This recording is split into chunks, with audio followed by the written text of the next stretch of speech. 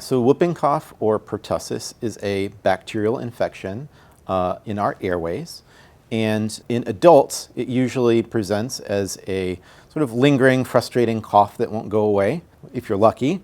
If you're unlucky, it starts off like the common cold for about a week. And then after your week of runny nose and low-grade fever and cough, when you think you should be getting better, you progress into the second stage of these sort of paroxysms, which is a fancy word of saying fits or bouts of violent cough. People describe this as the worst cough of their life. They cough until they throw up, they cough until they pass out, and this can go on from anywhere from a couple weeks to a couple months, followed by slow recovery. In kids, it can be even more severe. Actually, whooping cough gets the name whooping cough from this sort of awful gasping sound they make as they try and suck in some air between fits of cough. So it can be a really severe disease.